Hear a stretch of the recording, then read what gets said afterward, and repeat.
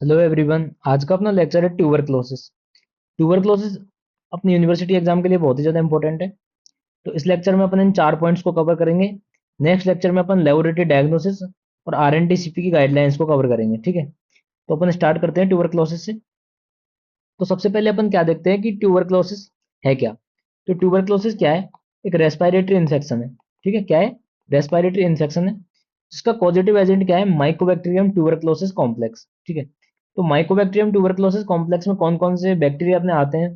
तो एक है माइकोबैक्टीरियम ट्यूबरक्लोसिस, ये सबसे इंपॉर्टेंट और मोस्ट कॉमन बैक्टीरिया है। उसके अलावा माइकोबैक्टीरियम बोविस और माइक्रो और अदर जो माइक्रोबैक्टीरियम आते हैं वो आते हैं mycobacterium africanum, microbacterium microti and microbacterium caprae. ये तीन बैक्टीरिया और जो अदर्स हैं। ठीक है, तो सबसे जो मोस्ट कॉमन बैक्टीरिया है वो है माइकोबैक्टीरियम ट्यूबरक्लोसिस। ओके, अब अपन पढ़ेंगे माइकोबैक्टीरियम ट्यूबरक्लोसिस के फीचर्स के बारे में। तो देखो, एसिड फास्टनेस सबसे फर्स्ट जो फीचर अपन पढ़ रहे हैं माइकोबैक्टीरियम ट्यूबरक्लोसिस का, ये इसका बहुत ही स्पेशल फीचर है। अब देखो, एसिड फास्टनेस होती क्या है? इसका मतलब है कि जो माइकोबैक्टीरियम ट्यूबरक्लोसिस है, ये बैक्टीरिया क्या है? डीकलराइजेशन को रेजिस्ट करता है। डीकलराइजेशन को रेजिस्ट करता है मतलब कि कलर को नहीं छोड़ता। ठीक है, अब जैसे मान लो अपन करते हैं जेड एन स्टैनिंग करते हैं, तो जेड एन स्टैनिंग में अपन क्या करते हैं? इसको कार्बोल फ्यूजन से पहले स्टैन करते हैं। किससे करते हैं?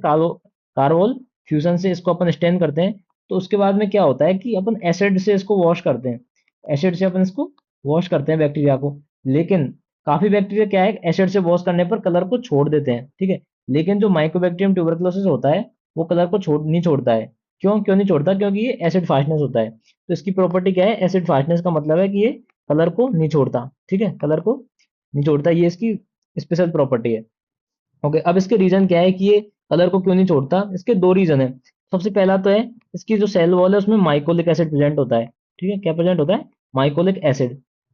ये सबसे इंपॉर्टेंट रीजन है कि जो माइकोबैक्टीरियम ट्यूबरक्लोसिस है वो एसिड फास्ट क्यों होता है। तो फर्स्ट रीजन है इसका, इसकी सेल वॉल में क्या प्रेजेंट होता है? माइकोलिक एसिड प्रेजेंट होता है। ठीक है, और दूसरा क्या है, इसकी सेल वॉल जो है हाईली इंटीग्रेटेड होती है। ठीक है, सेल वॉल जो है हाईली इंटीग्रेटेड होती है, अच्छे से इंटैक्ट रहती है, चिपकी हुई रहती है। तो इसकी वजह से भी ये जो डिकलराइजेशन है उसको रेजिस्ट करता है। ओके, एक और अपन स्पेसिफिक फीचर जो माइकोबैक्टीरियम ट्यूबरक्लोसिस का पढ़ने वाले हैं वो है लैम।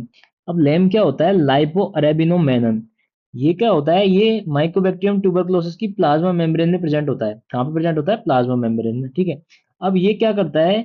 ये ट्यूबरकल बेसिलाई को सर्वाइव करने में हेल्प करता है मैक्रोफेज के अंदर। ठीक है, जो मैक्रोफेज अपने होती है बॉडी की, उसके अंदर क्या है, माइकोबैक्टीरियम ट्यूबरक्लोसिस आ जाता है। तो उसको सर्वाइव करने में हेल्प करेगा। किसमें हेल्प करेगा? सर्वाइव करने में। तो लाइपो अरेबिनोमेनन। ठीक है, अब ये कैसे हेल्प करेगा?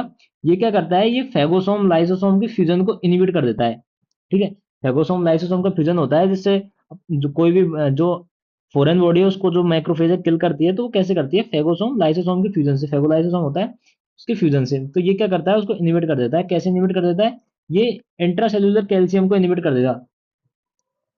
ठीक है, मतलब इंट्रासेल्युलर कैल्शियम जो है मैक्रोफेज के अंदर जो ज्यादा नहीं हो पाएंगे, तो क्या है, मैक्रोफेज मैच्योर नहीं हो पाएगी। ठीक है, अब मैक्रोफेज मैच्योर नहीं हो पाएगी तो क्या नहीं होगा? फेगोसोम लाइसोसोम फ्यूजन नहीं होगा उसके अंदर। ठीक है, और किसको इनिबिट कर देगा? फॉस्फेटिडाइल इनोसिटोल 3 फॉस्फेट को भी इनिबिट कर देगा। ठीक है, तो दो चीजें कर रहा है, एक तो इंट्रासेल्युलर कैल्शियम को इनिबिट कर रहा है और फॉस्फेटिडाइल इनोसिटोल 3 फॉस्फेट को इनिबिट कर रहा है। तो इससे क्या होगा?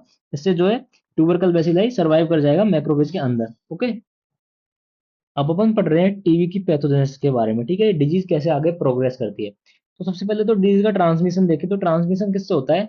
एरोसोल से। ठीक है, जो इन्फेक्टेड पेशेंट है उसके एरोसोल से ये टीबी का जो है ट्रांसमिशन होता है। ठीक है, तो टीबी बैक्टीरिया सबसे पहले क्या करेगा? लंग्स में एंटर करेगा बाय ड्रॉपलेट न्यूक्लियाई। ठीक है, ड्रॉपलेट है उससे क्या करेगा? लंग्स में एंटर करेगा।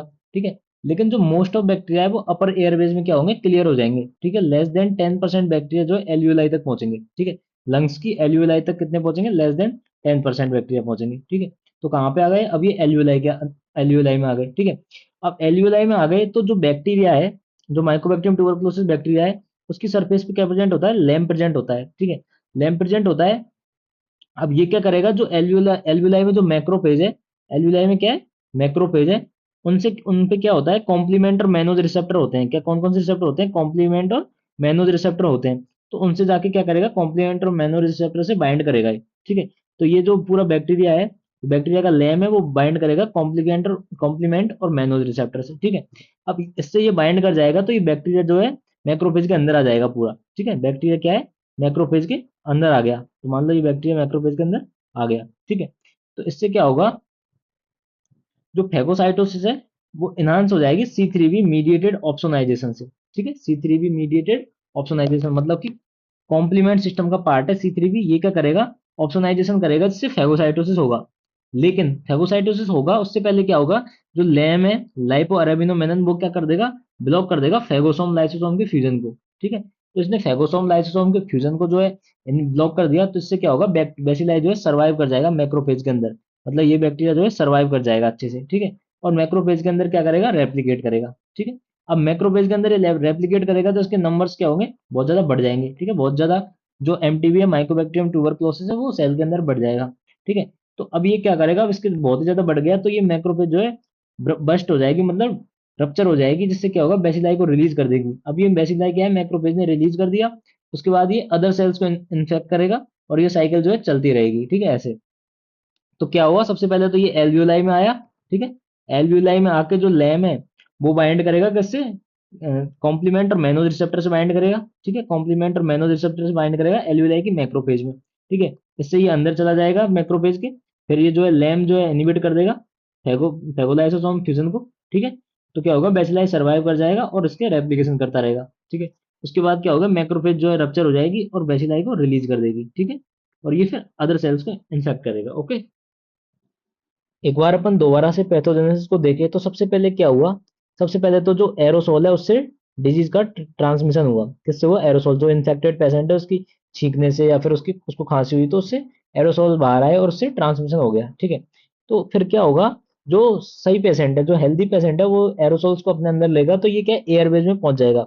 ठीक है, इसमें पहुंच जाएगा, रेस्पिरेटरी सिस्टम में पहुंच जाएगा एयरवेज से होता हुआ। ठीक है, अब देखो क्या होता है, जो अपर एयरवेज होता है, अपर रेस्पिरेटरी ट्रैक्ट होता है, वो क्या करता है, क्लियर कर देता है बहुत सारे बैक्टीरिया को। लेस देन 10% बैक्टीरिया होते हैं, मतलब 10% से भी कम बैक्टीरिया जो है एल्वियोलाई तक पहुंचेंगे। कहाँ तक पहुंचेंगे, एल्वियोलाई तक पहुंचेंगे। ठीक है, अब देखो, अब बैक्टीरिया एल्वियोलाई में पहुंच गया, तो एल्वियोलाई के अंदर क्या होता है, एल्वियोलाई के अंदर होती है मैक्रोफेजेस। क्या होती है एल्वियोलर लाई के अंदर, एल्वियोलर मैक्रोफेजेस होती हैं। ठीक है, अब ये मैक्रोफेज हुई, तो अब ये मैक्रोफेज क्या करेंगी, जो बैक्टीरिया है, क्या कौन सा बैक्टीरिया, माइकोबैक्टीरियम ट्यूबरकुलोसिस जो बैक्टीरिया है, उसका जो लैम है, क्या है उसके अंदर, उसके जो प्लाज्मा मेम्ब्रेन पे लैम है, लाइपो अरेबिनोमेनन, ये क्या करेगा, ये मैक्रोफेज पे रिसेप्टर होते हैं, कॉम्प्लीमेंट रिसेप्टर और मैनोज रिसेप्टर। कौन कौन से रिसेप्टर होते हैं, कॉम्प्लीमेंट रिसेप्टर और मैनोज रिसेप्टर होते हैं, उनसे बाइंड करेगा। ठीक है, मैक्रोफेज के ऊपर। अब इससे बाइंड कर गया कॉम्प्लीमेंट और मैनोज रिसेप्टर से, तो ये क्या करेगा, माइकोबैक्टीरियम ट्यूबरक्लोसिस जो है उसके अंदर चला जाएगा। ठीक है, तो इसका क्या हो जाएगा, इंटरनलाइजेशन हो जाएगा। ठीक है, ये अंदर चला गया, एंटर कर गया। ठीक है, अब ये इसके अंदर चला गया, तो यहाँ पे क्या होना चाहिए, फेगोसाइटोसिस होना चाहिए, वैसे तो बैक्टीरिया किल हो जाना चाहिए मैक्रोफेज के अंदर, सॉरी। तो यहाँ पे किल नहीं होता है, यहाँ पे क्या होता है, ये जो लैम है ये इनिबिट कर देता है फेगोलाइसोसोम को। ठीक है, फेगोलाइसोसोम के फ्यूजन को इनिबिट कर देता है। ठीक है, क्या कर देता है ये, फेगोलाइसोसोम के फ्यूजन को क्या कर देगा, इनिबिट कर देगा, जिससे क्या है, ये बैक्टीरिया जो है मैक्रोफेज के अंदर सर्वाइव कर जाएगा। अब ये बैक्टीरिया मैक्रोफेज के अंदर क्या कर जाएगा, सर्वाइव कर जाएगा। ठीक है, तो ये सर्वाइव कर गया, तो ये क्या करेगा, बार बार जो है रेप्लिकेट होता रहेगा। क्या होता रहेगा, रेप्लिकेट होता रहेगा बार बार। ओके, तो रेप्लिकेट होता रहेगा तो इसके नंबर्स क्या है, बहुत ज्यादा बढ़ जाएंगे, बहुत ज्यादा नंबर्स में बढ़ जाएगा। फिर ये मैक्रोफेज क्या है, रप्चर हो जाएगी, तो बेसिलाई जो है इससे बाहर हो जाएगा। तो बेसिलाई बाहर होके क्या करेगा, रप्चर के बाद बेसिलाई बाहर निकल गया और ये अदर सेल्स को इन्फेक्ट कर सकता है अब। ठीक है, अदर सेल्स को क्या कर सकता है, इन्फेक्ट कर सकता है। अब ऐसे ये साइकिल चलती रहती है। ठीक है, अब देखो, अब अपन क्या पढ़ेंगे, जो साइकिल अपने माइकोबैक्टीरियम ट्यूबरकुलोसिस की बॉडी में हुई है उसके ऊपर होस्ट का इम्यून रिस्पॉन्स क्या रहेगा। देखो, तो अपनी बॉडी में दो तरह की इम्यूनिटी होती है, तो सेल मीडिएटेड इम्यूनिटी और एक ह्यूमरल इम्यूनिटी। ठीक है, तो अपन देखेंगे सेल मीडिएटेड इम्यूनिटी क्या करती है। तो अब अपन सेल मीडिएटेड इम्यूनिटी में देखें तो सबसे पहले क्या हुआ, ये मैक्रोफेज के अंदर आए। ठीक है, बैक्टीरिया क्या है, मैक्रोफेज को पता चल गया कि जो बैक्टीरिया है वो आ गया, वैसिलाई आ गया। ठीक है, तो ये मैक्रोफेज क्या करे, इसको T helper cell, TH1 cell के सामने रिप्रेजेंट करेगी। कौन सी, TH1 cell, T helper cell 1 के सामने। ठीक है, अब ये TH1 सेल क्या करेगी, ये रिलीज करेगी इंटरफेरॉन गामा। ठीक है, इंटरफेरॉन गामा एंड इंटरल्यूकिन 2। ठीक है, क्या रिलीज करेगी, इंटरफेरॉन गामा एंड इंटरल्यूकिन 2। तो इसने ये रिलीज कर दिया, तो ये दोनों मिलकर क्या करेंगे, ये जो अदर एल्वियोलर मैक्रोफेज है उनको एक्टिवेट करेंगे। किसको एक्टिवेट करेंगे, अदर जो एल्वियोलर मैक्रोफेज है उनको एक्टिवेट करेंगे यहाँ से। ठीक है, तो अदर मैक्रोफेज एक्टिवेट हो गई। अब देखो, यहाँ से दो रेस्पॉन्स आते हैं, ठीक है। यहाँ से क्या आते हैं, दो रेस्पॉन्स आते हैं। जो एक तो फर्स्ट है। फर्स्ट में क्या होगा कि ज्यादा से ज्यादा एल्वियोलर मैक्रोफेज जो है एक्टिवेट हो जाएंगी, ठीक है, ज्यादा से ज्यादा एल्वियोलर मैक्रोफेज एक्टिवेट हो गई। और जो दूसरा रेस्पॉन्स आएगा वो टिश्यू डैमेजिंग रेस्पॉन्स होता है, वो अपन बाद में पढ़ेंगे, ठीक है। अभी अपन क्या पढ़ेंगे, टिश्यू डैमेजिंग रेस्पॉन्स को अपन बाद में देखते हैं, ठीक है। सबसे पहले अपन ये वाला रेस्पॉन्स देखते हैं, जो मैक्रोफेज ज्यादा से ज्यादा एक्टिवेट हुई है तो इसमें क्या होता है, ठीक है। अब ये मैक्रोफेज एक्टिवेट हो गई तो ये क्या करेगी, ये जो है ट्यूबरकल बैसिलाई को किल कर सकती है। तो ट्यूबरकल बैसिलाई को किल करने के लिए जो लीजन के पास जाएगी, जहां पे भी लीजन हुआ है लंग्स में, वहां पे लीजन के पास जाएगी और जो ट्यूबरकल बैसिलाई है उसको चारों तरफ से घेर लेगी और क्या बना लेगी, ग्रेनुलोमा का फॉर्मेशन कर लेगी। अब आपने पैथो में अच्छे से पढ़ा है कि ग्रेनुलोमा का फॉर्मेशन कैसे होता है, तो ग्रेनुलोमा का फॉर्मेशन कर लेगी, ठीक है। अब ग्रेनुलोमा का फॉर्मेशन इसने कर लिया तो यहाँ पे क्या है, दो तरह से ग्रेनुलोमा का फॉर्मेशन होता है, एक तो होता है हार्ड ट्यूबरकल, ये तो क्या होता है हार्ड ट्यूबरकल, और एक होता है सॉफ्ट ट्यूबरकल, ठीक है। तो हार्ड ट्यूबरकल में क्या होता है कि सेंट्रल में तो मैक्रोफेज होती है, या जो एपिथेलियोइड सेल जिसके अंदर जो है ट्यूबरकल वैसिलाई होता है, ठीक है, सेंट्रल में मैक्रोफेज होती है और चारों तरफ क्या होती है, लिम्फोसाइट या फिर फाइब्रोब्लास्ट होती है, ठीक है, लिम्फोसाइट या फिर फाइब्रोब्लास्ट इसके चारों तरफ होती है, ठीक है। और जो सॉफ्ट ट्यूबरकल में क्या होता है, देखो जैसे जैसे ये हार्ड ट्यूबरकल है ये सॉफ्ट ट्यूबरकल में कन्वर्ट होता है, तो जो लीजन था उसके चारों तरफ जो मैक्रोफेज गई थी और ग्रेन्युलोमा का फॉर्मेशन किया था, जो लीजन जो है केशियस नेक्रोसिस में कन्वर्ट हो जाएगा, इसमें केशियस नेक्रोसिस में, ठीक है।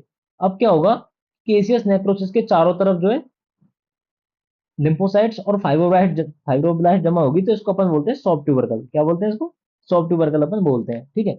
तो इसमें भी क्या होता है, माइकोबैक्टीरियम ट्यूबरकल बैसिलाई प्रेजेंट होता है केसियस नेक्रोसिस में भी, यहाँ पे भी क्या था, माइकोबैक्टीरियम ट्यूबरकल बैसिलाई प्रेजेंट था, ठीक है। तो दोनों में यहाँ पे प्रेजेंट रहता है। अब धीरे धीरे क्या होता है, इवेंट्स के साथ में जैसे जैसे टाइम आगे बढ़ता है तो ये जो नेक्रोसिस है ये हील होने लग जाता है, ठीक है, नेक्रोसिस हील होने लग जाता है और अच्छे से हील हो जाता है।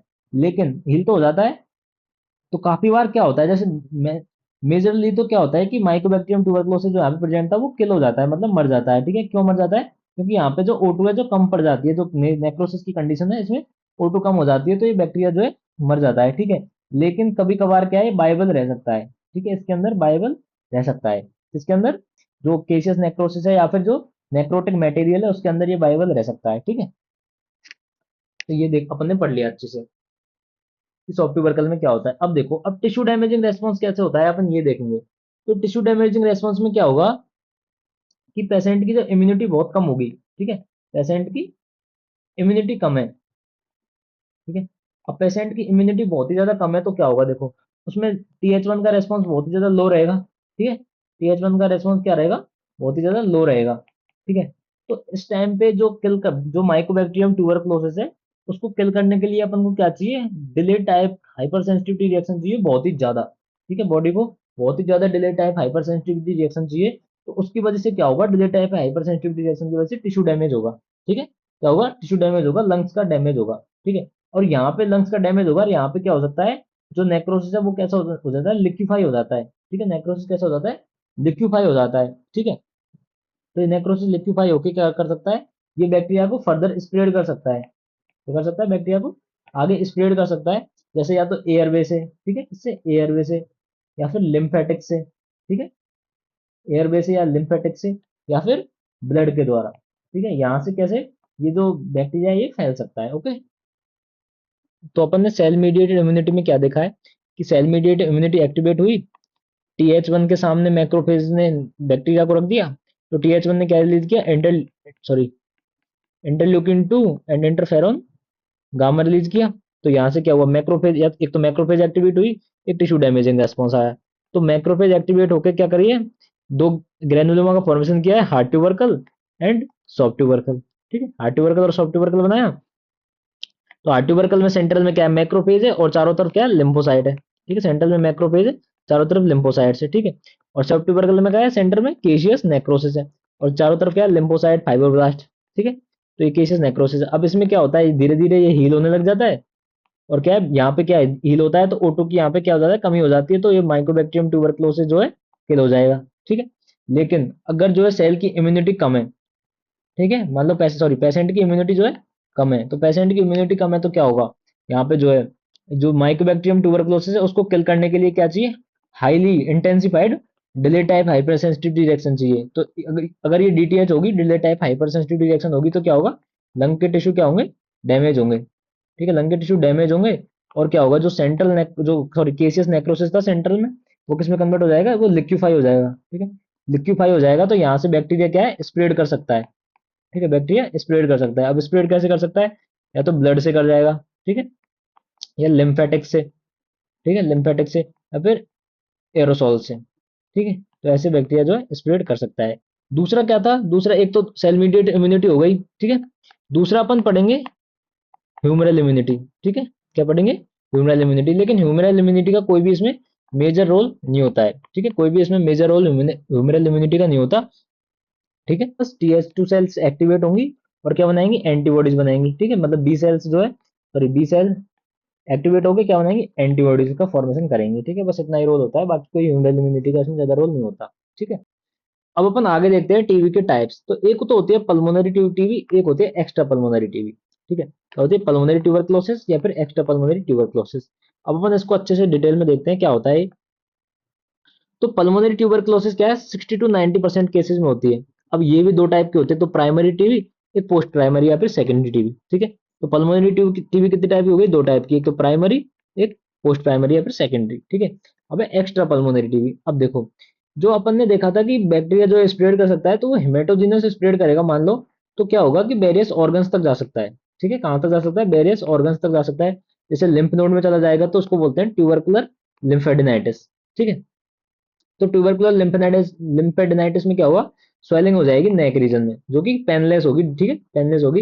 ये लिम्फेडेनाइटिस ये किस में आता है, आपके स्पॉटिंग में आता है, कि ट्यूबरकुलर लिम्फेडेनाइटिस का क्या रखा होता है, स्पॉट रखा होता है। ठीक है, तो ट्यूबरकुलर लिम्फेडेनाइटिस हो गया। दूसरा है प्लूरल, अगर ये प्लूरल ट्यूबरकुलोसिस भी हो सकता है। ठीक है, ये अगर ये प्लूरा में पहुंच गई, तो ये क्या वहां पे क्या होता है, ब्रोंको प्लूरल फिस्टुला का फॉर्मेशन हो जाता है। ठीक है, प्लूरल ट्यूबरकुलोसिस में। एक ट्यूबरकुलर मेनिंजाइटिस हो सकता है, अगर सीएनएस में ट्यूबरकुलर जो बैक्टीरिया चला गया तो, या फिर जेनाइटो यूरिनरी टीबी हो सकती है। तो अलग अलग सिस्टम्स में जा सकता है और टीबी कॉज कर सकता है। ठीक है, अब अपन देखेंगे पल्मोनरी ट्यूबरक्लोसिस में प्राइमरी और सेकेंडरी पल्मोनरी ट्यूबरक्लोसिस को अपन अच्छे से देखेंगे। ठीक है, तो देखो, प्राइमरी पल्मोनरी ट्यूबरक्लोसिस कब होती है, जब फर्स्ट टाइम इन्फेक्शन होता है बैक्टीरिया का। ठीक है, आउटसाइड से फर्स्ट टाइम इन्फेक्शन हुआ, तो उसको बोलते हैं प्राइमरी पल्मोनरी ट्यूबरक्लोसिस। ये क्या है, यूजुअली चिल्ड्रंस को अफेक्ट करती है। ठीक है, कौन सा है, एज ग्रुप चाइल्ड। ठीक है, और जो कॉज क्या है, फर्स्ट टाइम इन्फेक्शन।